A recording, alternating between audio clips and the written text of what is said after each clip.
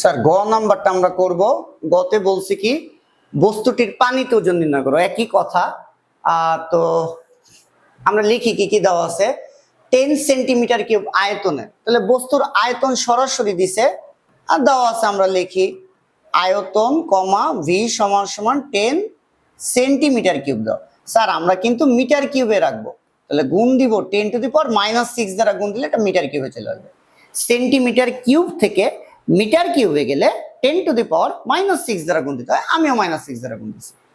একটা বস্তুর ভর হইতেছে 5 কেজি, তাহলে স্যার বস্তুর ভর কমা এম সমান সমান 5 কেজি। এই আর পানির ঘনত্ব দিছে 1000। পানির ঘনত্ব লিখি দিছে যখন পানির ঘনত্ব, হ্যাঁ রো ডাব্লিউ মানে ওয়াটারের ঘনত্ব কত, 1000।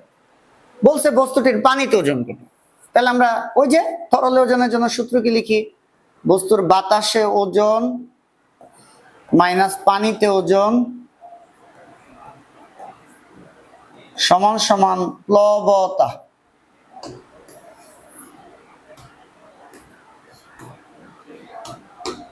তাহলে বাতাস ওজন W1 মাইনাস পানিতে ওজন W2 সমান সমান প্লবতা FB। তাহলে বাতাস ওজনের সূত্র কি mg মাইনাস W2 আর প্লবতার সূত্র কি রো VG।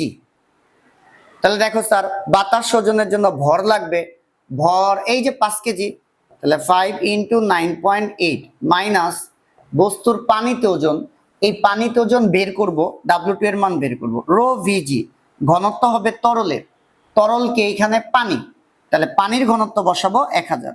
যদি বলতো বস্তুটির কেরোসিন ওজন নির্ণয় করো, তাহলে এখানে লিখতাম কেরোসিনের ওজন, তাহলে ঘনত্ব কেরোসিনের বসাই দিতাম 800। গুড। এখন ঘনত্ব হবে তরলের, যেহেতু পানিতে ডুবাইতে বলছে, তাহলে পানির ঘনত্ব 1000। আয়তন হয় বস্তুর, তাহলে বস্তুর আয়তন কত স্যার, এই যে 10 × 10 to the power -6 meter cube, আর জি এর মান কত স্যার 9.8। তাহলে আমরা ক্যালকুলেশন করে W2 এর মান বের করি, 5 × 9.8, এটা সে 49 মাইনাস W2 সমান সমান 1000 × 10 × 10 to the power -6 into 9.8, sir 0.098।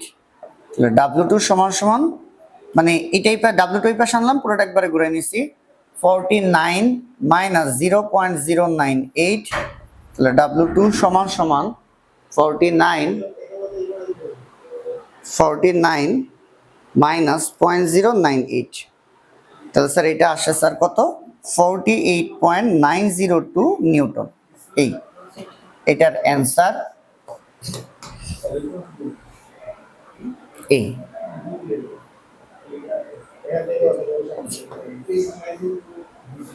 এখন আমরা ঘ নাম্বারটা করব। তো ঘতে কি বলছে স্যার, কি কি শর্ত আরোপ করলে বস্তু পানিতে সম্পূর্ণ নিমজ্জিত অবস্থায় ভাসবে, কি কি শর্ত আরোপ করলে বস্তুটি পানিতে সম্পূর্ণ নিমজ্জিত অবস্থায় ভাসবে। এই যে সম্পূর্ণ নিমজ্জিত অবস্থায় ভাসার জন্য আমরা কি কি পরিবর্তন করতে পারি, ওই যে বলছে যে একই টাইপের অঙ্ক, কিন্তু কি কি শর্ত আরোপ করলে বস্তু পানিতে সম্পূর্ণ নিমজ্জিত অবস্থায় ভাসবে, অর্থাৎ এই তরলের মধ্যে সম্পূর্ণ নিমজ্জিত অবস্থায় ভাসবে। এই যে সম্পূর্ণ নিমজ্জিত অবস্থায় ভাসবে। সম্পূর্ণ নিমজ্জিত অবস্থায় ভাসলে কি কি শর্ত আরোপ করব, হয় ভরের পরিবর্তন করব, নাহলে আয়তনের পরিবর্তন করব। ওকে, তাহলে ফার্স্টে আমরা আয়তনের পরিবর্তন করি।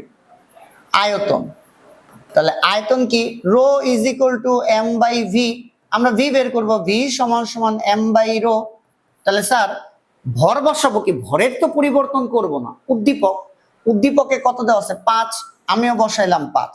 এবার স্যার খেয়াল করো, আমি আয়তন বের করব বস্তুর, তাহলে ভরও বস্তুর, ঘনত্বও বস্তুর। বস্তুর ঘনত্ব দেওয়া নাই, কিন্তু একটা শর্ত দিছে, বস্তুটা কিভাবে আছে সম্পূর্ণ নিমজ্জিত অবস্থায়। সম্পূর্ণ নিমজ্জিত অবস্থায় ভাসলে বি বস্তুর ঘনত্ব আর হইতেছে টি তরলের ঘনত্ব সমান। স্যার এখানে কোন তরলে, পানিতে, তাহলে পানির ঘনত্বই হবে বস্তুর ঘনত্ব, তাহলে হইতেছে 5 × 10 টু দি পাওয়ার -3। সুতরাং আয়তনের পরিবর্তন, তো স্যার আয়তনের পরিবর্তন কত,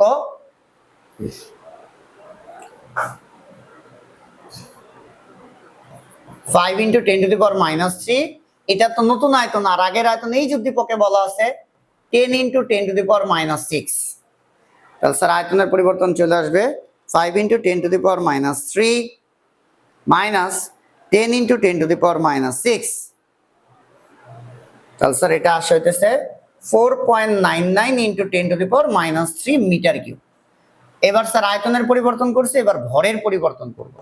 একবার স্যার আয়তনের পরিবর্তন করছি, এই যে আয়তন, এবার স্যার হইতেছে ভরের পরিবর্তন করব। তাহলে আমরা সূত্র বসাবো ρ = m/v, m = ρv।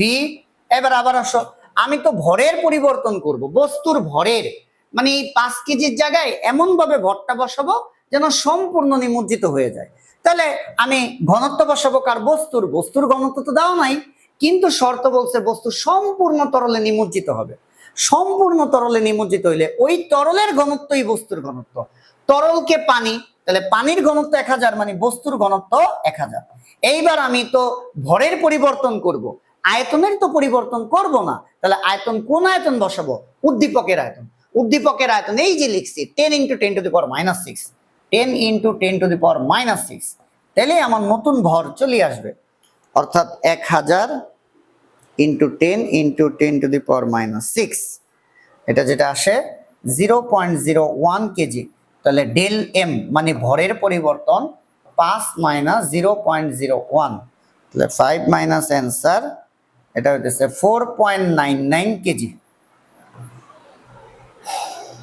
তাহলে ভরের এই পরিবর্তন করলে এই বস্তুটা সম্পূর্ণ তরলে নিমজ্জিত অবস্থায় ভাসবে। তাহলে স্যার আমি যদি একটু সামারি দেই, আমাদের ঘতে বলছে কি কি শর্ত আরোপ করলে আমরা আয়তনের পরিবর্তন করতে পারি, ভরের পরিবর্তন করতে পারি, বস্তু সম্পূর্ণ নিমজ্জিত অবস্থায় ভেসে থাকবে।